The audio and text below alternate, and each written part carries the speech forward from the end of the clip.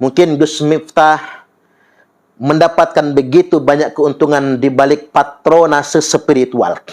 Dengan sekedar mencantolkan dirinya sebagai murid Habib Lutfi saja, beliau begitu banyak mendapatkan masa. Tapi tak sekedar laris manisnya kita di atas panggung, tak sekedar besarnya tarif bayaran ketika kita diundang ceramah. Karena itu yang menikmati ya Gus Miftah sendiri. Tapi hari ini Gus Miftah, kita semua punya kewajiban yang sama, yakni menjaga kemuliaan nasab suci Rasulullah Sallallahu Alaihi Wasallam. Jangan menakut-nakuti umat, jangan menjebak umat dengan diksi yang salah, jangan kemudian membodohi umat hanya dengan kata husnudzon. Mari kita semua bertanggung jawab kepada umat, mencerdaskan umat, jangan pernah takut kehilangan panggung, karena apa yang kita lakukan bukan atas dasar kebencian, tapi atas dasar menjaga nasab suci Rasulullah Sallallahu Alaihi Wasallam. Bagaimana sekarang dengan sengketa di Indonesia, persoalan Habib dan non-Habib? Orang Kalimantan nggak usah ikut-ikutan. Gus Miftah masih percaya mereka Habib? Saya jawab, guru saya itu Habib Lutfi. Sekarang begini Pak, kalau hari ini kita menghormati Habib sebagai duriahnya Kanjeng Nabi, ternyata besok di akhirat diputuskan itu bukan duriahnya Kanjeng Nabi. Pertanyaan saya, kita salahnya di mana? Kita ruginya di mana? Enggak rugi Pak. Yang rugi siapa? Yang bohong, yang ngaku-ngaku. Tapi sebaliknya, kalau hari ini kita mendolimi orang-orang yang dianggap Habib itu, ternyata besok di akhirat diputuskan bahwa mereka adalah duriahnya Kanjeng Nabi. Ketika ketemu Kanjeng Nabi di akhirat Pak, ditaruh di mana muka kita Pak? Miftah, kamu dulu zalim sama keturunan saya, kok sekarang kamu minta syafaat kepada saya Miftah? Sorry ye, modar saya Pak gitu. Assalamualaikum warahmatullahi wabarakatuh. Baik, kita akan mengoreksi pernyataan Gus Miftah. Apakah pernyataannya sudah benar atau justru berpotensi mengindoktrinasi bahkan menyesatkan umat? Yang pertama hendak kita koreksi, lebih baik salah mencintai daripada salah membenci. Ini bahaya banget ini. Mengapa bahaya? Yang jelas diksi ini jebakan. Diksi yang benar adalah lebih baik mencintai daripada membenci. Ini diksi yang benar. Coba kita bandingkan dengan diksi yang berkembang. Lebih baik salah mencintai daripada salah membenci. Bukan lebih baik mencintai daripada membenci. Ini dua hal yang sangat berbeda. Kita koreksi. Lebih baik salah mencintai daripada salah membenci. Ini jebakan yang sangat berbahaya. Kita ambil logika yang sederhana saja. Lebih baik salah mencintai. Gimana kalau kita mencintai bini orang? Ini kan salah ini. Ini salah mencintai. Kalau ini dibenarkan, ini akan berakibat fatal sekali. Saya pikir yang pernah berkata seperti ini, tolong tarik ucapannya. Gimana kalau yang kita cinta itu bini tetangga? Kan ada pepatah renyah orang di pasar.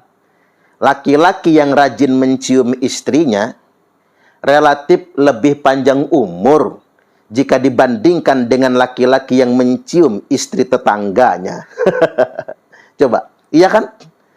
Bahaya ini. Diksi itu kalau dipraktekkan sangat bahaya. Betapa banyak orang jadi membunuh karena istrinya dicintai oleh orang lain. Bahaya. Betapa banyak kemudian rumah tangga berantakan karena istri mencintai suami milik orang lain. Ini diksi lebih baik salah mencintai itu sangat bahaya. Bahkan saya ingin sarankan kepada adik-adik remaja putri, para gadis-gadis di Indonesia rakyat tercinta ini, Anda jangan salah mencintai. Karena kalau Anda salah mencintai seumur hidup, Anda akan sakit hati. Saya ulangi, Anda jangan salah mencintai. Karena kalau Anda salah mencintai seumur hidup, Anda akan merasakan kesengsaraan dan sakit hati yang berkepanjangan. Itu akibat apa? Salah mencintai. Jadi tolong, diksi lebih baik salah mencintai daripada salah membenci. Jangan diumbar lagi, karena itu jebakan yang sangat berbahaya. Diksi yang benar adalah lebih baik mencintai daripada membenci. Ini baik, benar. Kita mencintai siapapun. Kita mencintai alam semesta sebagai ciptaan Allah. Kita mencintai manusia sebagai ciptaan Allah. Bahkan kita mencintai Ba'alwi sebagai umat Nabi sallallahu alaihi wasallam. Orang-orang yang mengatakan Ba'alwi bukan cucu Nabi dengan hujah dan data, itu bukan benci Ba'alwi. Ingin saya sederhanakan lagi, Kiai Imad yang dengan data, dengan fakta, hujah dan dalil yang beliau kaji, Ba'alwi itu bukan cucu Nabi, itu bukan karena benci Ba'alwi, tapi justru karena cinta dengan Ba'alwi. Ini penting untuk kita garis bawahi. Justru sebenarnya orang-orang yang meluruskan ini semua, yang lantas kemudian menerima kebencian. Coba kita lihat, ada penganiayaan, ada persekusi, ada hinaan terhadap orang-orang yang coba meluruskan sejarah, meluruskan fakta yang sesungguhnya. Ingat bahwasanya jangan membenci. Benci itu penyakit hati. Jadi ketika kita saling koreksi, saling menasehati, saling mengingatkan, itu bukan karena kebencian, justru karena memang saling mencintai. Terkoreksi yang pertama, pernyataan Gus Miftah salah. Sekarang yang kedua, beliau menggunakan husnudzonnya. Baik sangkanya, ya seandainya Ba'alwi itu bukan cucu Nabi, yang dosa kan yang bohong, kata Gus Miftah. Namun seandainya Ba'alwi itu adalah putune Kanjeng Nabi, nanti di akhirat bagaimana ketika kita ketemu Nabi? Saat kemudian kita minta syafaat kepada Nabi, Nabi kemudian menjawab, ini ya orang-orang yang telah menyakiti cucuku dan tidak akan mendapatkan syafaat dari Nabi. Ini mah ngarang namanya. Emang ada yang sedemikian rupa? Nah, ini juga harus kita koreksi terkait dengan pernyataan ini. Begini, dalil husnudzon dalam isbat nasab itu nggak berlaku. Sejak kapan dalam penetapan nasab itu ada husnudzon? Kan nggak ada. Ini belajar kaidah dari mana? Husnudzon itu kalaupun ingin dipakai merupakan hujah yang paling lemah sekali. Ingat, kalau kata Imam Qalyubi, wa yajuzul amalu bil marjuhi fi haqqi nafsihi la fil ifta'i wal qada. Boleh-boleh saja orang menggunakan hujah yang paling lemah, orang menggunakan dalil yang paling lemah, termasuk konteks husnudzon ini tadi, fi haqqi nafsihi, tapi itu berlaku untuk Gus Miftah sendiri. La fil ifta'i wal qada, tidak boleh kemudian menjadi basis fatwa, tidak boleh menjadi ketetapan untuk khalayak ramai. Ini Gus Miftah ceramah di hadapan ribuan orang menyatakan sedemikian rupa. Jadi kalau ente ingin berhusnudzon, ya husnudzon saja buat diri sendiri, nggak perlu diceramahkan, nggak perlu disosialisasikan, apalagi teriak-teriak di atas panggung. Nah sekarang mengapa husnudzon ini tidak berlaku dalam penetapan nasab Ba'alwi atau dalam pengakuan nasab Ba'alwi? Karena sudah ditemukan dalil, sudah ditemukan hujah, data dan fakta bahwasanya berdasarkan kitab nasab, nasab Ba'alwi ini tidak ada catatan selama 550 tahun lamanya, 5 abad setengah. Jadi berdasarkan hujah primer, faktor yang utama, sebagaimana yang dibongkar oleh Kiai Imad, nggak ada catatan. Dari sejak tahun wafatnya Imam Ahmad bin Isa, dengan disebutkannya Ubaidillah sebagai keturunan Imam Ahmad bin Isa, ada rentang waktu 550 tahun lamanya. Dan sudah dibongkar semua kitab nasab, tidak ada konfirmasi keberadaan Ubaidillah tersebut. Ini pertama. Yang kedua, berdasarkan kitab eksternal di tahun-tahun tersebut, yang katanya Imam Ubaidillah adalah al-alim al-allamah, seorang mujtahid, sama sekali tidak ada konfirmasinya, tidak ada penjelasan dan penyebutannya. Belum lagi berdasarkan tes DNA. Dan ini yang terbaru ini. Habib Agus Abu Bakar Arsal Al-Habsi, dan sudah terbukti terkonfirmasi DNA mereka G. Termasuk habaib-habaib yang lainnya. Dengan hujah yang senyata ini, dengan dalil yang sesoheh ini, lantas kemudian Gus Miftah mengatakan sedemikian rupa. Ingat sekali lagi, husnudzon Anda itu bukan hujah. respon kita kepada Ba'alwi yang telah mengaku keturunan Nabi sallallahu alaihi wasallam tidak cukup cuman husnuzon. Sekarang tolong saudaraku Gus Miftah, karena kita sama-sama asalnya dari Lampung ya, kepada Gus Miftah, tolong ente tanyalah. Tanya sama saudara-saudara kita Ba'alwi, apakah boleh orang ngaku-ngaku cucu Nabi? Semua Ba'alwi yakin menjawab, haram hukumnya ngaku-ngaku cucu Nabi. Haram hukumnya ngaku-ngaku Ahlul Bait. Sekarang dikembalikan saja. Coba saudara Gus Miftah nanya sama Ba'alwi atau ke Rabitatul Alawiyah atau kepada siapapun, bolehkah hukumnya kita sekedar ngaku-ngaku sebagai anak cucu Nabi? Pasti jawabannya tidak boleh. Pasti jawabannya terlarang. Bahkan ada beberapa warga Indonesia, jejak digitalnya ada, yang sampai dikaploi pakai sandal, ditempeleng, digampar-gampar hanya gara-gara ngaku Habib.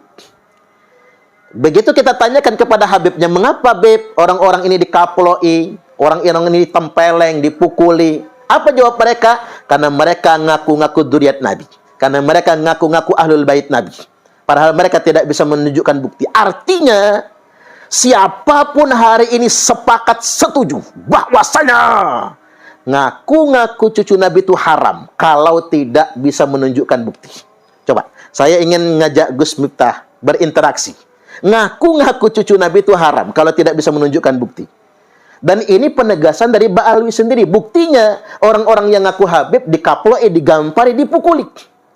Jadi dalil husnudzon Gus Miftah di atas panggung terbantahkan terkait dengan pengakuan sebagai dzurriyyat Nabi sallallahu alaihi wasallam. Nabi sallallahu alaihi wasallam telah bersabda, "Ma min ahadin idda'a li ghairi abihi illa kafara billah." Barang siapa yang sengaja ngaku-ngaku seseorang adalah bapaknya. Ini terkait dengan nasab dekat. Bukan bapak kandungnya, tapi dia aku sebagai bapaknya. Wa huwa ya'lamuhu, padahal dia tahu itu bukan bapaknya, illa kafar. Kecuali pasti dia telah melakukan perbuatan kekafiran. Artinya kita nggak boleh terkait dengan nasab dekat mengaku-ngaku orang yang bukan bapak kita. Kemudian yang berikutnya terkait dengan nasab jauh, Nabi sallallahu alaihi wasallam telah bersabda, "Wa manidda'a qauman laisa lahu fihim nasabun falyatabawwa maq'adahu minan nar." Barang siapa yang ngaku-ngaku dirinya adalah keturunan dari dzurriyyat tertentu, keturunan dari klan tertentu atau kaum tertentu, laisa lahu fihim nasabun, padahal nasabnya bukan dari keluarga itu, bukan dari nasab jauh tersebut, fal yatabawwa maq'adahu minan nar, monggo silahkan kata Nabi, ia menempati tempat yang sudah disediakan Allah untuknya dari kaplingan neraka. Artinya betul-betul terlarang kan mengakui seseorang yang bukan bapaknya, mengakui sebuah klan, sebuah marga, sebuah kelompok yang bukan bapaknya. Kayak saya ini. Kalau pakai asumsi husnuzonnya Gus Miftah, seandainya saya ngaku Suparman Soekarno Putra, ya harus husnuzon saja begitu. Atau saya ngaku nasab saya ini Suparman Assegaf, atau kemudian Suparman Al-Idrus misalnya. Kalau dengan dalil husnudzon, ya sudah, tanggung resiko Parman sendiri. Nggak bisa begitu. Karena ini terkait dengan nasab mulia keturunan Rasulullah sallallahu alaihi wasallam, semua orang tidak boleh ngaku-ngaku. Saya yakin saya, Kiai Imad, PBNU, Majelis Ulama Indonesia, termasuk Rabitatul Alawiyah, termasuk Ba'alwi sendiri sepakat. Haram hukumnya ngaku-ngaku cucu Nabi kalau nggak punya data.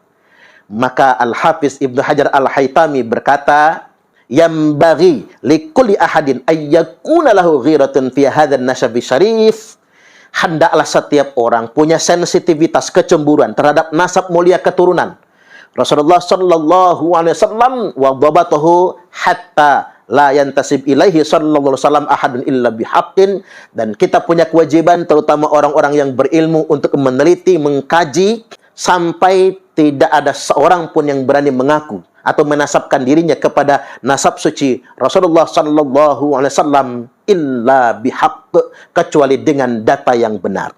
Jadi perkataan di atas panggung yang mengatakan Seandainya bukan keturunan Nabi, ya dosa yang ngaku-ngaku. Seandainya keturunan Nabi, nanti kita dimintai pertanggungjawaban.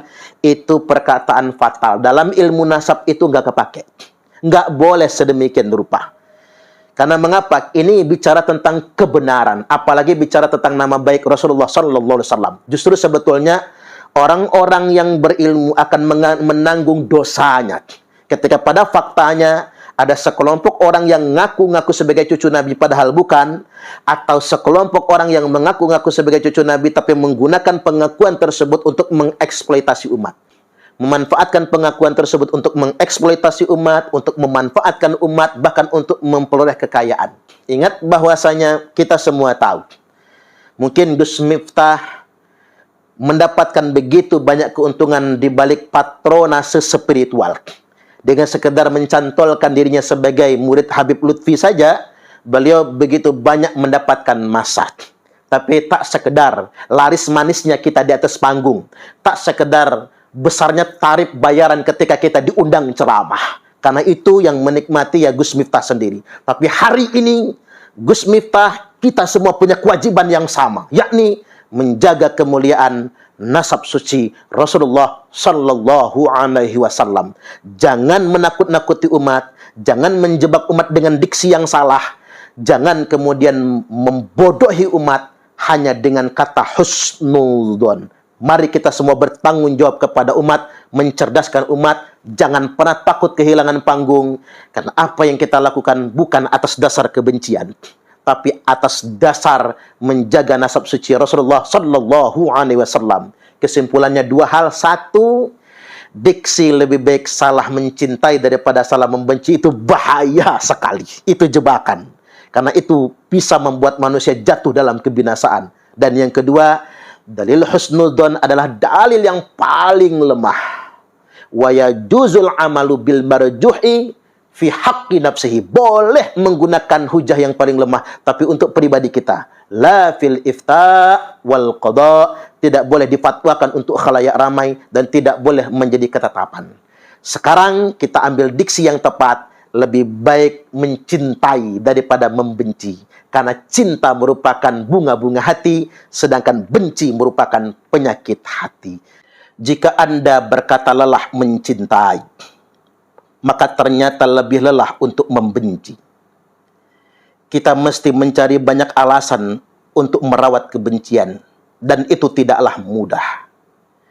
Jika orang yang kita benci menghadirkan kebaikan, maka kita butuh alasan lebih banyak untuk menyatakan keburukannya. Jika orang yang dibenci itu justru memperlakukan kita dengan baik, maka kita membutuhkan lebih banyak prasangka dan ilusi untuk mengatakan kebaikannya itu tidak berguna.